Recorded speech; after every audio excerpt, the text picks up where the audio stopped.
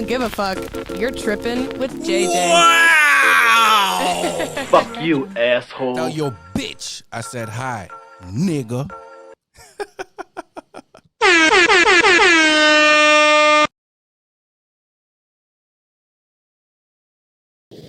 Welcome, everybody. I am your host, JJ, and you are on Tripping with Motherfucking JJ Podcast. All right. Today we got an honorable mention. Obviously, we got Kelsey Campbell in this motherfucker. We got Kelsey in this motherfucker today, man. We got definitely Kelsey. Okay. Now, Kelsey, this is your second appearance here. And I want to thank you because you could be anywhere in this motherfucking world. Okay? But you're here with me. Yeah. I want to say thank you for that. You're welcome. Now, why is it that women stay in a relationship when they're unhappy? You know, I can't speak for all women. It's a big world, as I always say. It's a big world out there. So I feel like my opinion on that really only represents a very small percentage of the women of the world. And happiness is also relative, right? Because if you live in a society where marriages are still arranged, or you live in the South where you still get married off to people twice your age, happiness is relative, right? But I think if you come from a place where you're choosing your partner and you're not happy, I think it probably has to do with the individual's background. And I think it probably has to do with the fact that maybe for them, their goal wasn't necessarily to be, quote, happy. Maybe their goal was, maybe they wanted to choose their life. Maybe they wanted to choose the life that they were going to live. And being happy doesn't mean having a stable life, right? Or whatever. Like, Right. you know what I mean? It's like, you can go Romeo and Juliet, or you can go like Hugh Hefner, whatever. I don't know. Like, you know what I mean? That's a spectrum, right? Yeah. But I think that people do it sometimes. Sometimes it's because they don't know any better and they never had good examples of a relationship. But I think sometimes, and I know of people that have done this.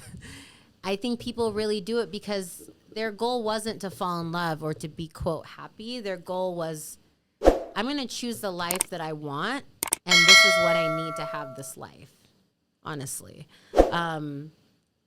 Wow. I'm not saying I agree or disagree. I'm just saying we all come from different places and we all have different chapters, right? Right. So, you know, like. So you don't think some people do it for like money or because they have kids with that individual or? I think that's what I mean. Like, so money, right? So I think Right. sometimes people, they're not choosing a partner because they're trying to be happy. They're choosing their partner because they want stability. They're choosing the life that they want. Does that make sense? Like, they're not choosing like, oh, you're my soulmate. They're like, this is the life I want. And if I want this life, I need to be with you. I worked a few years ago in the service industry, and my supervisor, it was her second marriage. She's beautiful, and she had a daughter. And I didn't really know the ins and outs of it. And then one of my other it was a coffee shop. I'll just leave it at that. I don't want to get too specific and like put people on blast. But one of my friends that worked there, she was a shift supervisor. And she was like, oh, no, she met her husband on like Match.com.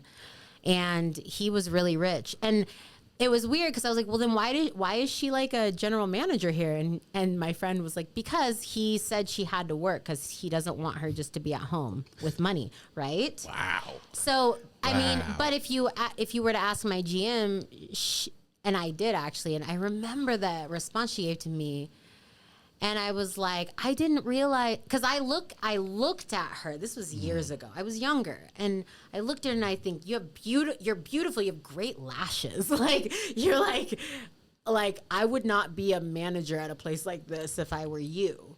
I would be like Real Housewives of Phoenix. I don't know. And she was like, he takes care of me and I take care of him. That's literally that was her response to me. Now, she didn't say she wasn't in love with him. She didn't, but like, I didn't really understand that. I wasn't even in a relationship at the time. And I had actually I was going through a pretty tumultuous long distance relationship at the time that was gaslighting me in every way. And it was making me question everything. And so I was not in a position to judge anyone. But but now looking back on that specifically, I'm like, she probably loves him in the way she loves people, the way she would know how to love in that relationship. I can't really say for sure. I'm making assumptions, but I think that she had gone through a first marriage where it was whatever it was acceptable to society. It was like, oh, it's soulmates, whatever. They divorced. It wasn't good. She got a daughter. But then she remarried to a man that took care of her and she took care of him. And in her mind, this is what I want moving forward. And so I think that your question, why, I think a lot of it has to do with people's track record in their past. And I think that for some people, the goal is marriage and love, but for some people, that's not the goal. Some people, the goal is stability. Do you think when someone is in love, in a marriage or a relationship, it is possible to welcome another partner in that relationship, whether it's a male or a female? This ain't family friendly. I'm just saying. What do you think about that? I don't know. And this is actually something we've discussed. Okay. But I don't know if because how can you possibly know if you're not candid about it? How can you possibly know if you haven't talked about it at least? Right? Right. And I think, I'm not going to get into the details of our conversation, but like, I think, and I'm actually currently watching the Netflix show You, where that like comes up in the show. It's a brilliant show. Good acting, good script, good all of it, whatever. But I think for some, I've read about couples and I've read about influencers that are, I don't know what the technical word is. But basically they want to live in an open relationship lifestyle. And sometimes with these people, they get into relationships where their partner isn't necessarily on board, but they love them, so they agree to it. I think that's dangerous. That's my opinion. So you wouldn't agree to that? I don't know. It's weird. Like, I think that there are situations where, here's what I think. I think that, in my opinion, I don't have any statistics or science to back this. This is just my opinion. But I think in some relationships, if you need to venture out and it's and you're open and you communicate with your partner, I think maybe if there's a purpose behind it, it could benefit you guys. But to say we're going to add somebody else long-term into this relationship, I think that's a very dangerous ground. And I think if you don't have to be all for marriage, but I think commitment is a necessity in a relationship. You have to commit to the person you're with. So if you claim to commit to your partner, but you also have a third party, you're not committing to your partner, you're committing to a team. Like, it's not the same. An individual sport isn't the same as a team sport. I can tell you that firsthand. Like, they're not the same. Is your unhappiness worth his happiness in the relationship by bringing somebody else in? You're going to sacrifice who you are to make the other person happy, including your morals and principles. I mean, I can tell you right now, I wouldn't be okay with that. I can tell you, but for me to sit here and say that's worth it or not worth it to somebody else, that's really not my place. But for me personally, no, it's not. Like, I would not be okay if my partner brought somebody in for an extended period of time. Right. I don't even know. I think even short term, I don't even know if I'd be okay with that. Right. I just know myself. I'm like a jealous, competitive person. Right. I wish I wasn't. It's not even the jealousy either. I just, this is something I've done a lot of work on with my therapist, but like I tend to measure myself a lot. So for me personally, I think I hear your question, but for me, there's layers to the answer. Like I know that I struggle with jealousy and envy, and I always have before I was ever in a committed relationship. So it wasn't really about the relationship. It was about my own insecurities. Okay, pause, right? But why would I subject myself to something that puts me back into the worst places of anxiety and depression? I'm not going to subject myself to things that do harm to my mental health. Now, if my partner feels like, oh, I need this to be happy, then I'm like, well, then our partnership isn't making you happy, and we shouldn't be a committed partnership. Yeah, but not necessarily, because let's say he's happy by the things you do for him. Okay, he's happy by the way you treat him, by the way you respect him, by the way you honor the relationship, by staying faithful, right? Mm-hmm. However, there's a point in that relationship where he just wants to try something else. It doesn't mean he doesn't love you. It just means he wants to experiment in the process of indulging into. If I'm being honest, if this were to happen, which I don't imagine this would ever happen for my relationship, I don't see this happening. But if it did, if I'm being honest, because like I said, we've had these conversations. We've talked through this, and those conversations are private, and I'm not going to get into the details of them. But if my partner felt like he needed to experiment, the type of person I am, I would have a hard time telling him he couldn't, because I'm not that type. I'm not a person that's like, you can't. I watch way too much crime TV. I cannot control my partner. Because I'm like, listen, like if he ends up dead somewhere someday, I don't want to even be a suspect. Like, live your life. Like, you know what I'm saying? I'm being real. I'm not even trying to be funny. Like, this is like like, I'm really being honest.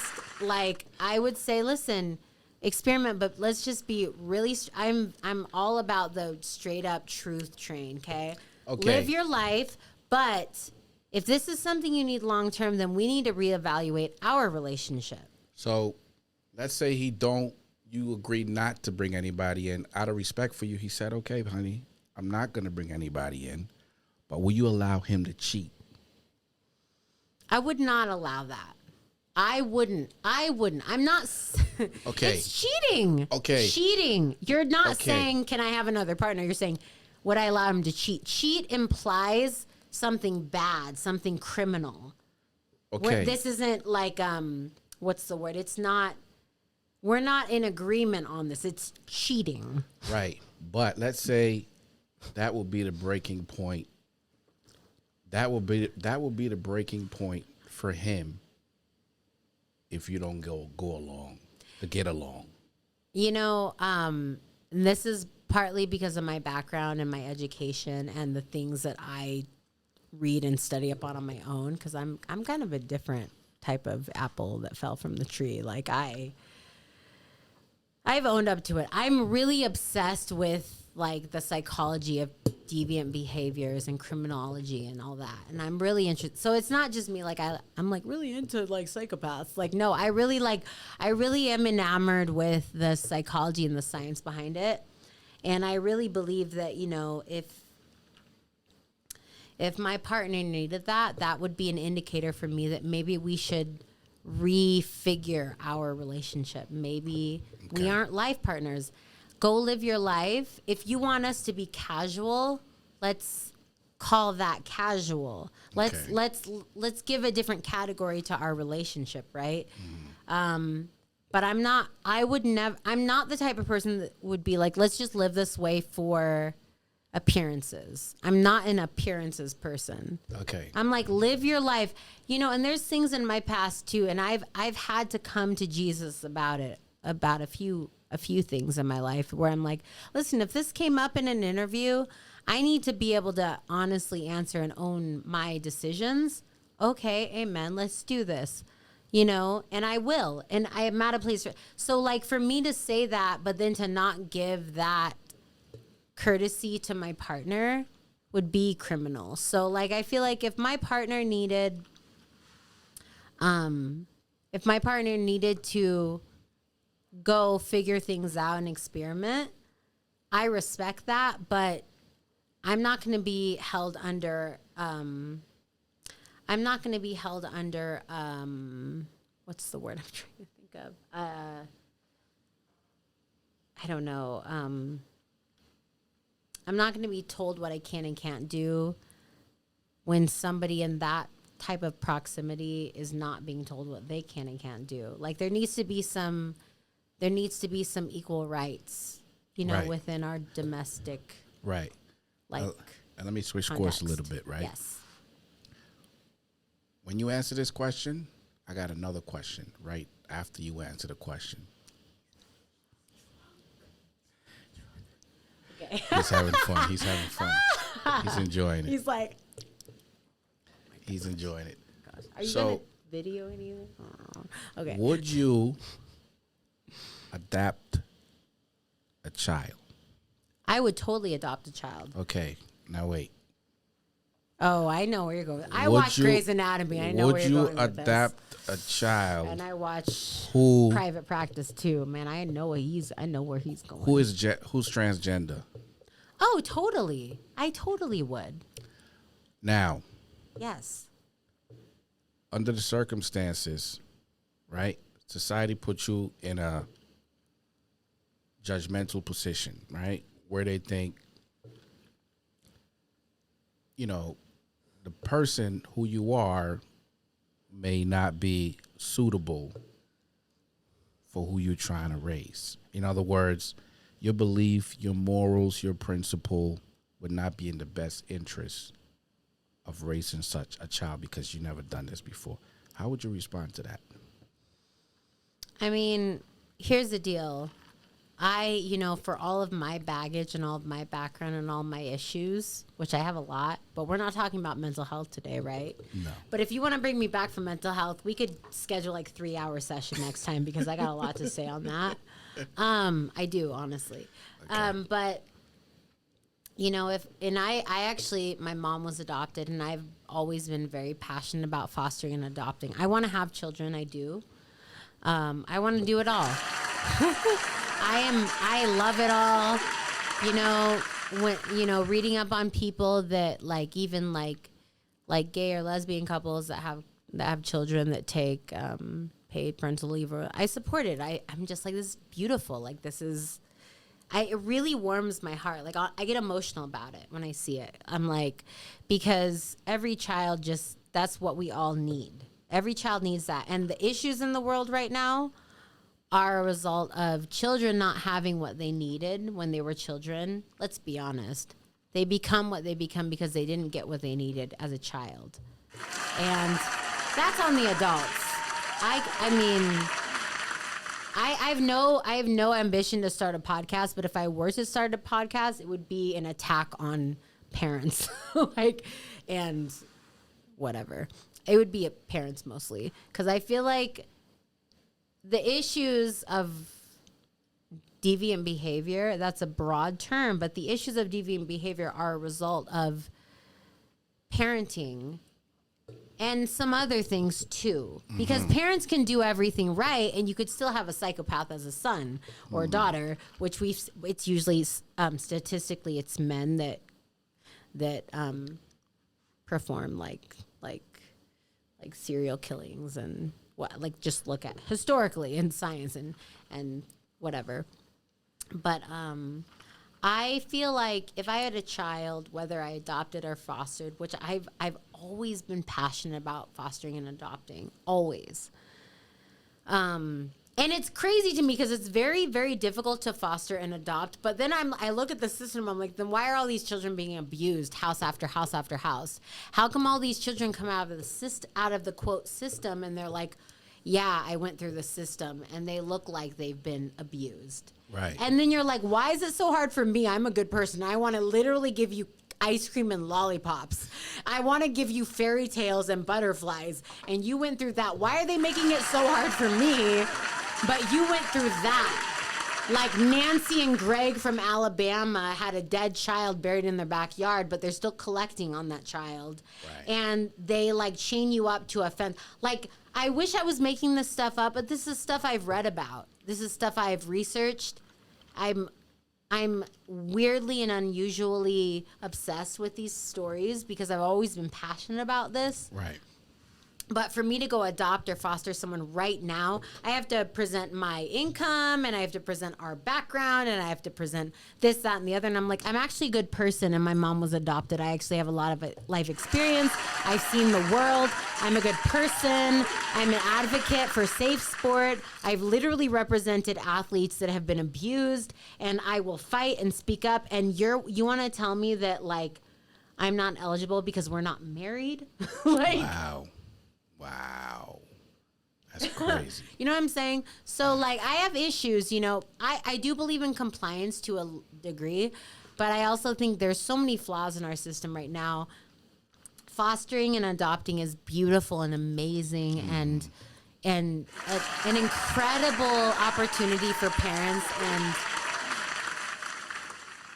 I've envisioned it a million times. I'm telling you, I've envisioned adopting and fostering a child, and I've envisioned loving it as if I gave birth to it. What's stopping her you? or him? What the Honestly, whole interrogation process is the interrogation process plus life. I feel like, you know, currently my partner and I are trying to have children, and that is stressful. And to the women involved, it can be very discouraging. Let's just be honest. Discouraging in a way I never understood until I was going through it. I've had some very, very hard days. Sorry. And I think when you're like, I want to give a home to a daughter or a son, and they're like, okay, you need to do this and this and this, and it's like 20 things, and you're like, I know the psychopaths that do this. You're okay. And it can be overwhelming because it's not a good excuse. I'm just saying, like, there are things when you run into somebody that really wants to give a home to somebody and it's like an abrupt stop because you're like, I'm just trying to help. You know, I'm actually not trying to play the system. What about surrogacy? I'm not personally about that. I can't imagine giving birth to a child that I didn't raise. But I'm not saying that. I think there's people that don't want children, but they're fertile and they can do it. And I respect that. I'm not that person. So you're not an advocate for surrogacy? No, I didn't say that. I'm an advocate for it. I'm just saying for me personally, I wouldn't do it. Oh, you wouldn't do it personally. But I'm an advocate. I think there's a lot of women out there that are very fertile and can do that for families, but they don't want children personally, and I think that's incredible. I think you can't fake that.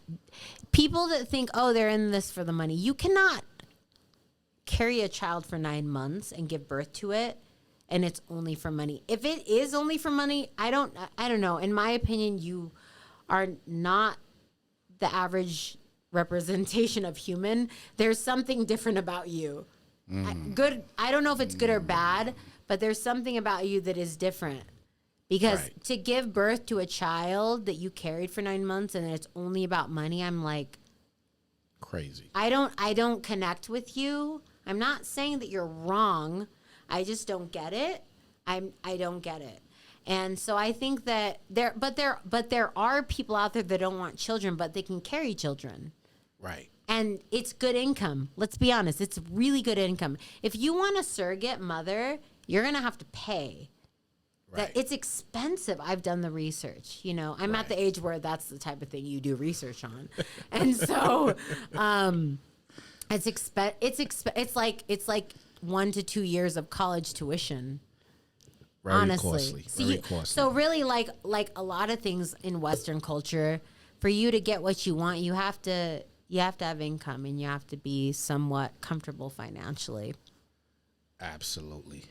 Economically speaking, we have a lot of challenges right now. Okay, politically, business-wise, everybody's struggling. Okay, Not everybody. There's like 1 or 2% of people that aren't struggling in the U.S. well, very small percentage. Yes. But for the most part, business has been affected by COVID, and families has been affected by COVID. You know, how has this downfall impacted your life, positive or negative or otherwise? I mean, it depends on what we're talking about. I think that in terms of like wanting to start a family, which really was a result of me retiring from athletics, I don't know if it was positive or negative. It was mostly more about timing. I always knew I wanted to start a family. I always knew I wanted children. And I always knew that my athletic career was time sensitive. And then COVID happened, and I thought that I would compete through 2021 when the Olympics were delayed. But then it was very apparent to me that I didn't want to do it anymore. And I don't know, maybe I didn't want to do it earlier than when I retired, but whatever. But I think for female athletes, it's huge because it's not like we have the government stepping in and saying, we'll freeze your eggs if you want to be a professional athlete. So what we have to do, and what a lot of athletes do, is they reach out to companies and say, will you sponsor me because we don't make any money? And this is something I'll harp on till the end of time because especially in America, North America specific, well, the U.S. specifically, because Canada is different than us in this regard. But if you want your eggs frozen, you either have to have a lot of money or you have to find a sponsor. And that's a very expensive procedure. So for me, I didn't do that. And so, and luckily for me personally, like I'm still in a position where I, like for all intents and purposes, I can still have children. But for female athletes in the U.S. specifically, it's tricky because men can be professional athletes. And I'm speaking on this because I was an athlete for 20 years. And that was the main reason I didn't pursue this. And near the end of we're talking the last 4 years of my 20-year career, I had friends that did have children, and some came back and some didn't, but it was difficult and challenging. I had one friend who's a very close friend. She literally lied about it publicly because she was afraid she wouldn't get her stipend from our national governing body if she said she was pregnant. Wow. I mean, women, and we all know Allison Felix because she is an influencer and she's very vocal about her experiences now. But for women, we always have to choose. And now we have people in politics and in positions of political authority that same-sex marriages, like with men specifically, where they have children and they take paid time leave. And it's like, people are so critical. And I'm like, no. Do you realize their children are going to become better because he was with them? And you have issues with the fact that he's with a man or that he's not at quote work for 3 weeks. But you're thinking now, right now, with your limited life experience, you know one language, you've been to 3 countries, you don't know anything. You know nothing. You know nothing. Right. He's going to be at home for their child, and they're going to raise children that are going to benefit everyone because he was there, you know? And I'll fight for that perspective till the end of time. I totally believe in paid parental leave, but I think for women it's been very difficult, and it's not by accident and it's not coincidence. If you look back historically, the relationship between income and rights and pay and women and men, I mean, it's not an accident. The fact that women are still fighting for this is not an accident. It's just the way that we're set up. It's the way our country is built. Right. We are built on really watered down religious principles. And when I say that, what I mean is this, because it's not that I don't believe in religious principles. What I mean is I feel like a lot of people in this countries specifically use religion as a front for their agenda. And I feel that it's like, if you're going to be like all about, I don't want to say this, but if you're going to be like pro-life, for example, what does that mean? Does that mean that you support their first 6 to 8 weeks of life? Do you support their education? Do you support their home life? I mean, you say you're pro-life. What aspect of their life do you support exactly? Being born or the next 18 years? You know? And so for me, I feel like I am pro-choice. But if you sit down with me for 10 minutes, you'll see very clearly that I support life. I love a beautiful life, and I love when I hear stories about children that were given an opportunity to live in a healthy home. Like, there's nothing that moves me more. But that is truly pro-life, if we're going to get specific. Like, so, and we talked about this last time, right? Because I said I was pro-choice, right? And I really went into it. But I will go to my grave believing that, because all of these things that people want to argue about, these are all choices, and that's why it's pro-choice. It's not pro-life, because if you are pro-life, then why don't you sit down and talk about their college fund? Why don't you sit down and talk about what school they're going to go to, K through 12? Why don't you talk about what is their clothing allowance? What are they going to eat every day? Because I'm telling you, I didn't even learn healthy eating practices until I lived at the Olympic Training Center. And I was like 23 when I moved there. Wow. So like, you want to talk to me about, you know, and I could sit here, this is a different subject, but like, we can sit here and talk about, and I think I might have mentioned this, like, I believe in pro-choice, and I believe everyone has a choice. That doesn't mean I believe everyone should have children. I think some people shouldn't. But if someone chooses to, let's get into details. Let's start planning. If you are really pro-life, let's start talking about the life ahead that you pushed so Right. aggressively, you Right. know, like, so, I mean, I think that I really feel like I know where I stand on this stuff. And I believe everyone truly deserves, and I believe everyone deserves a chance to a great life. Because when you're born, I'm reading the 4 Agreements. It's an incredible book. I don't know if you've read it. But when you're born, you don't choose anything. You don't choose the religion you're born into. You don't choose the neighborhood you're born into. You don't choose the messed up or rich or poor or whatever family you're born into. You don't choose the constructs you're born into. If you're born in a village in Africa where women are still mutilated so they can't give birth or have pleasure, you don't choose that. You're born into it. If you're born in Germany, if you're born in the USA, if you're born in Canada, if you're born in Mexico, if you are literally born in Rocky Point, like on the other side of the border by 2 American parents, and it was like, you don't choose that. You don't choose your name. You choose nothing. Right. So if someone is pro-life, let's be real. They didn't choose any of the context of what they're born into. So what are you going to do about it since you pushed it? Right? And I talked about this last time. It's not that I'm against people. It's not that I'm for murdering, quote, an unborn baby. It's just, it's not that. It's more, if you're going to push your agenda on someone you don't know anything about, what are you going to do about their life since you're pro-life, right? Very and good. so, yeah. Very good. Now, how do you feel about interracial relationships? There's some pros, cons, and otherwise about that. How do you feel? I'm pretty about clear that? about it. I feel like there's people out there that aren't clear about it. Like, I'm like, if you're a light-skinned Black person, you need to, like, go get Ancestry.com because you're not light on accident. Something happened, right? So,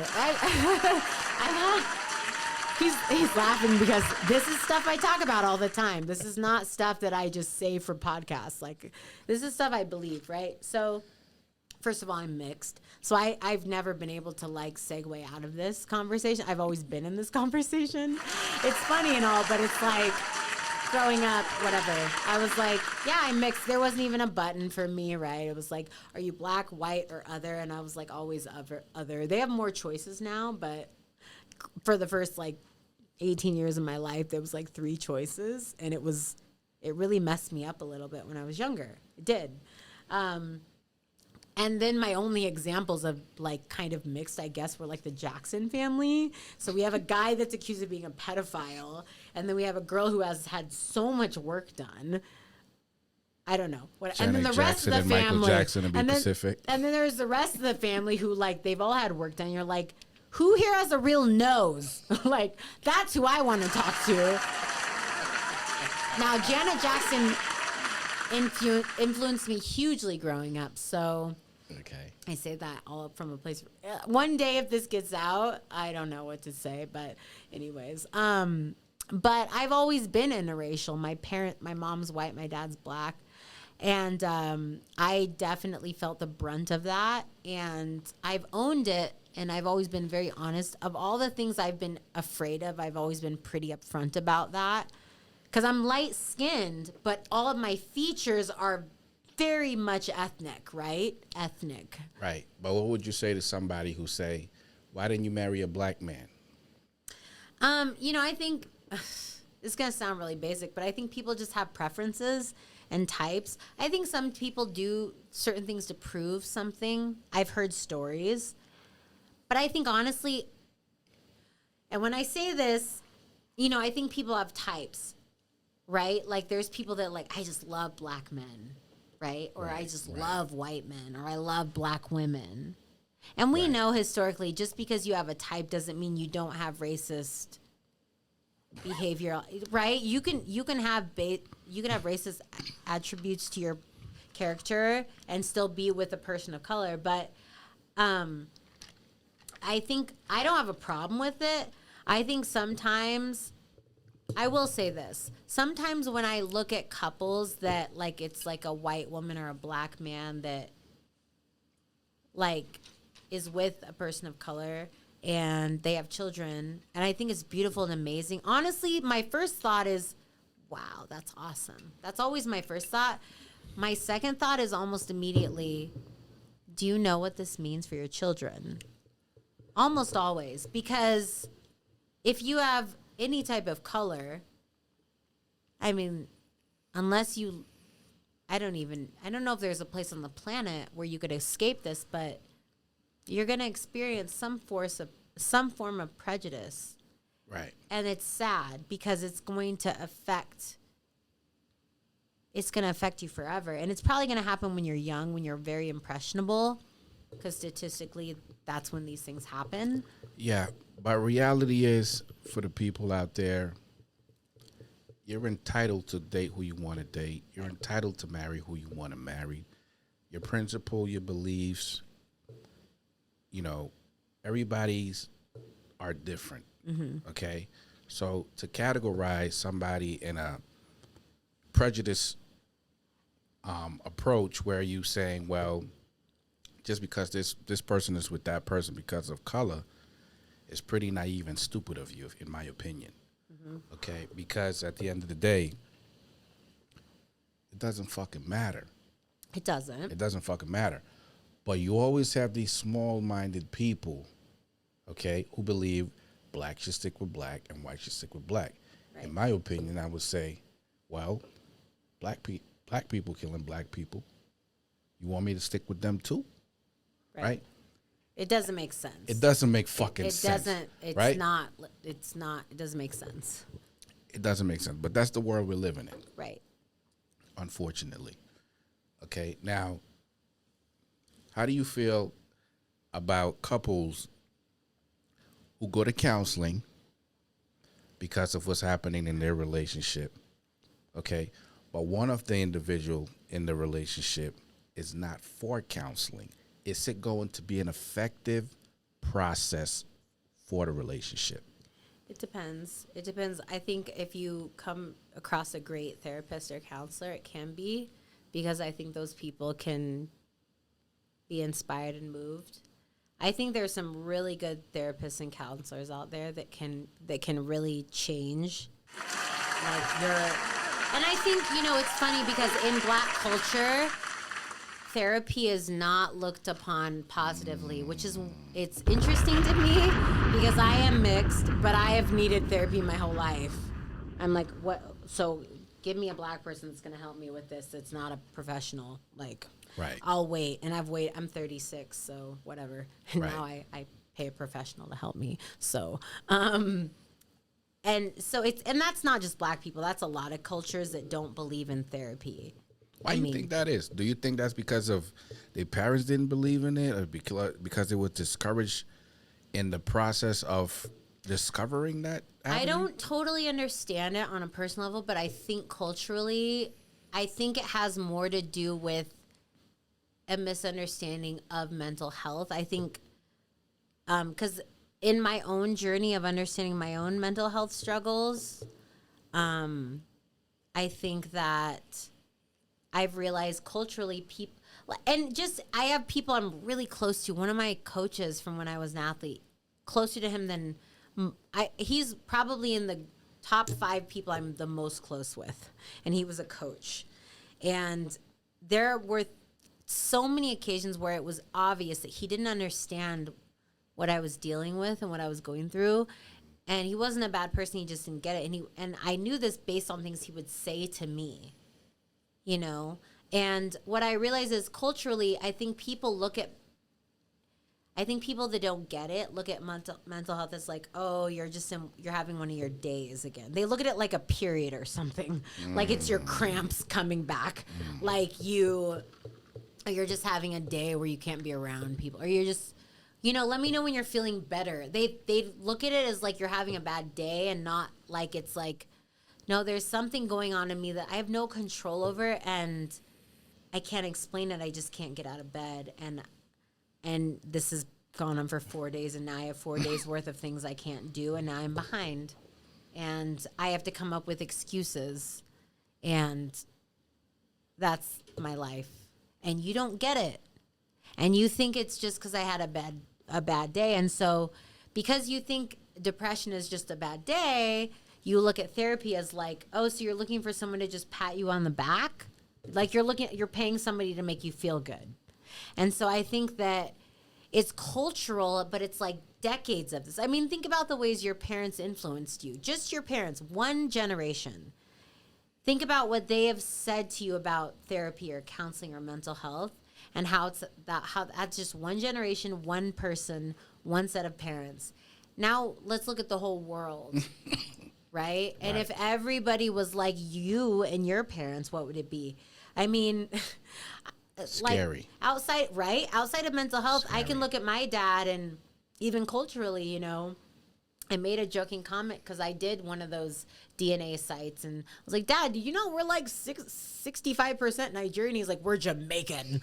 Like, and I was like, yeah, but Dad, Jamaican, no. Like, we're Jamaican, but Dad, we're literally African. Like, I didn't know that until I did a DNA site. I didn't understand. Jamaicans are like Hawaiians. Like, okay, it's not really like a race. It's like, we're literally, like, you're Polynesian and we're African. Like, and that's not a bad thing. But people are like, no. I think it's kind of similar in that way, where people are like, you're having a good day, you're having a bad day. We're not mentally ill. Because 30 years ago, mentally ill got women put in hospitals and got them sterilized. Right. So, like, I just think it's cultural, and it's people that are uninformed and people that cling to their belief system because we're America and we're allowed to be free to believe whatever we want instead of just being open to being educated more. And it's funny because I get it. I just happen to struggle with mental health. So I'm like, listen, it's me we're talking about. I've actually achieved things in athletics.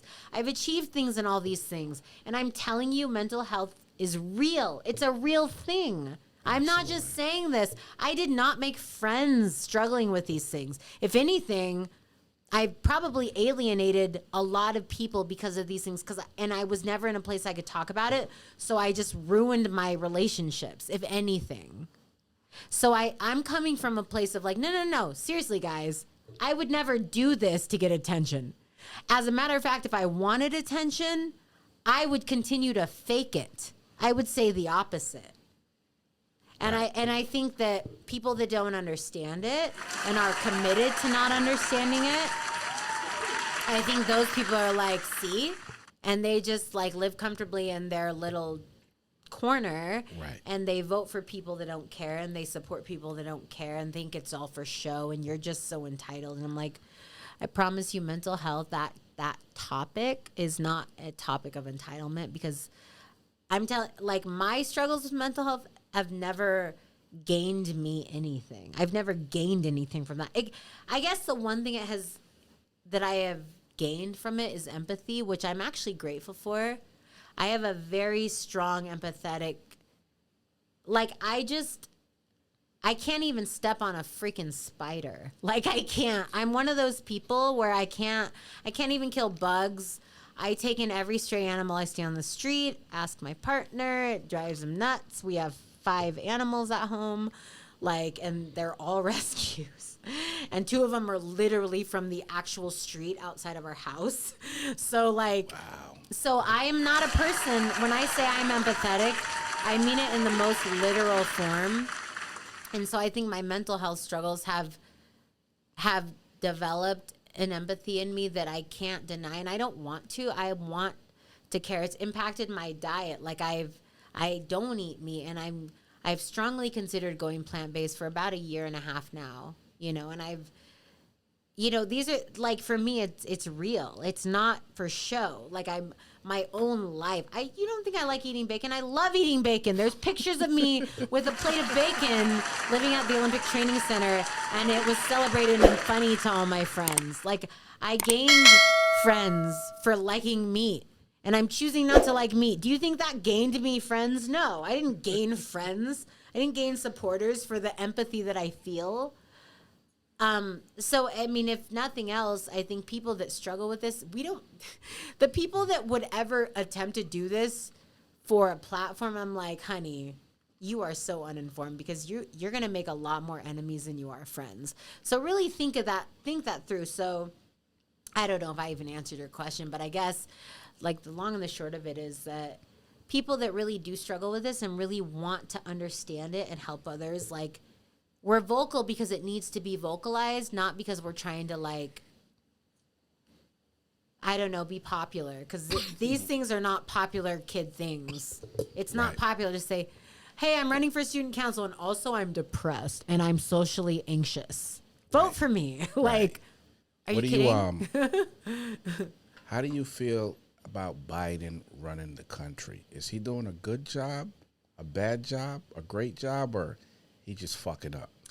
I'm going to answer really honestly. So, in terms of politics, I followed really, really closely post-election, really closely. I would say probably like 7 or 8 months. In the last few months, I haven't followed as closely because of my own personal things that I'm dealing with, whether it be work-related or mental health-related. And so every now and then I'll see what's trending, and I'll see what's going on, and I'll see people like, dogs are being tested, F Biden and Fauci. And I'm like, well, there was some Americans stranded overseas for one reason or another. Okay? In Afghanistan. And they were really alone for weeks, for months perhaps. As an American, we all have rights. We all are entitled to certain fundamentals according to the Constitution. theoretically, in theory. You can say that. Do you think the administration in the White House did the right thing in the right time about what was happening in Afghanistan? So, in terms of what you're speaking about specifically, I just don't know enough about it. Like, Okay. I just don't. I'm being honest. Like, I just haven't followed that closely. And the few stories that I know of that are mainstream are things I just go and I look, what's trending on Twitter today? I don't even have the app on my phone, so I literally open a window up and whatever. I just don't know a lot about the situation to even speak on that. And Okay. one thing that I am regularly candid about, this is true, is that I've always had a very strong sense of none of us really know what's going on in politics.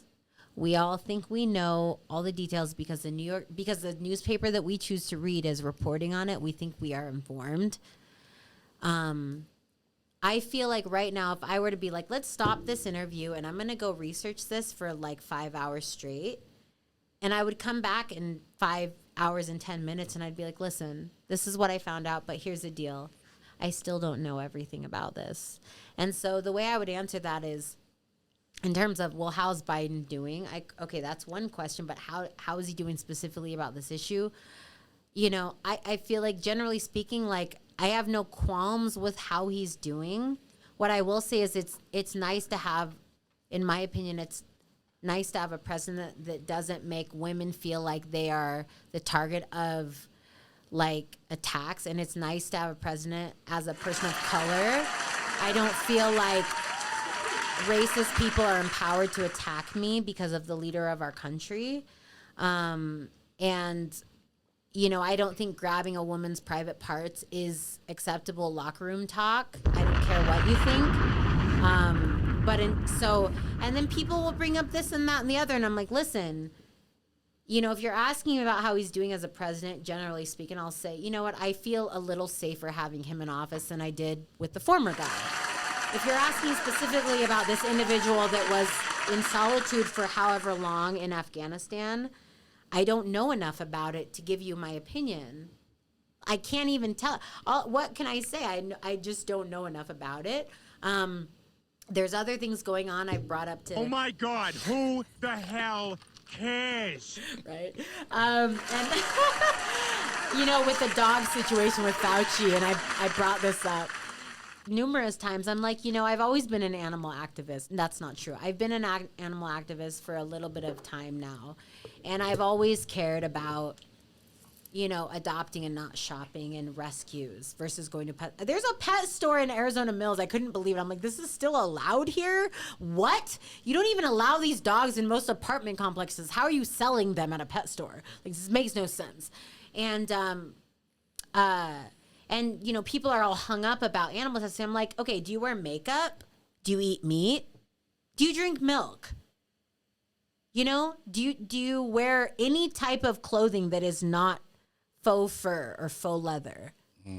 So if you're not completely like minimalist, vegan, plant-based, you really need to calm the hell down because you're suddenly so aware and woke about animal rights because you didn't like him to begin with. Now listen, I don't agree with animal testing, but if I'm being honest, a lot of the things that we benefit from now is from animal testing. I'm not saying I support it, I'm just saying we benefit from it. That's true. We all do. If you buy cheap makeup at CVS or Walgreens, you're benefiting from animal testing. Most people don't look at the ingredients. Most people eat at Burger King and In-N-Out in Arizona. In-N-Out, are you serious? Right. Like, what are you going to get if it's not meat? French fries cooked in canola oil that still hurts our planet? Like, if you really care, then care. And I've said this publicly because I'm like, it's not that I support it. I don't know enough about it. And even if he went on trial tomorrow, we still wouldn't know enough about it. There's still probably things we don't know. So I'm not going to sit here and act like I'm an expert. And I'm not coming at you. This is literally, like, we've had this conversation. This is truly how I feel.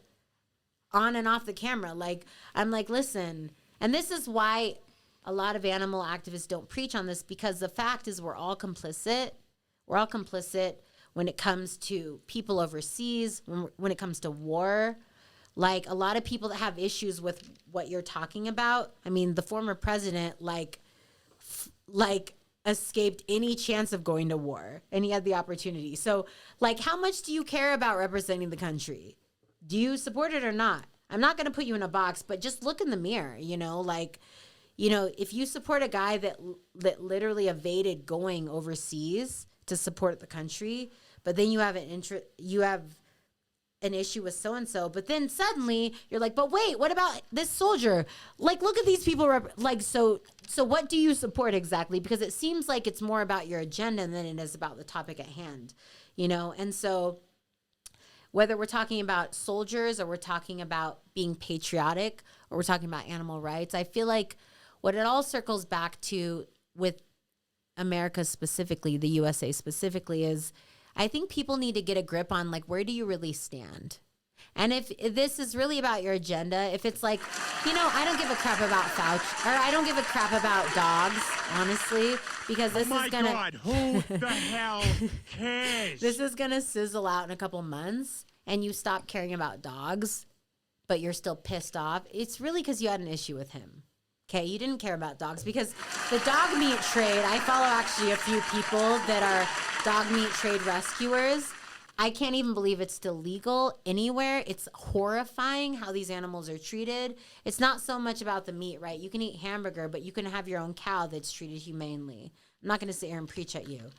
But if you're going to sit here and eat meat, like, without a care in the world and eat wherever you want and not look at the small print, but that you're going to have an issue with Fauci or whatever, it's like, that's hypocritical. That's hypocrisy in its purest form.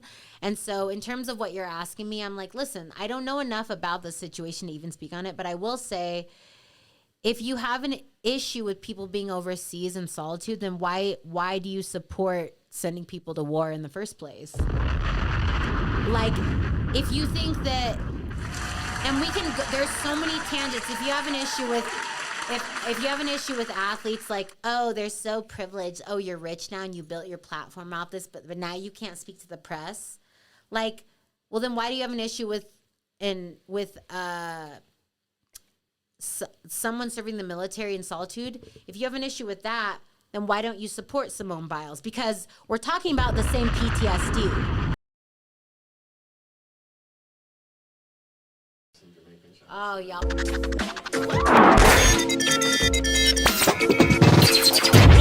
I don't give a fuck. You're tripping with JJ. Wow! Fuck you, asshole. Tell your bitch I said hi, nigga.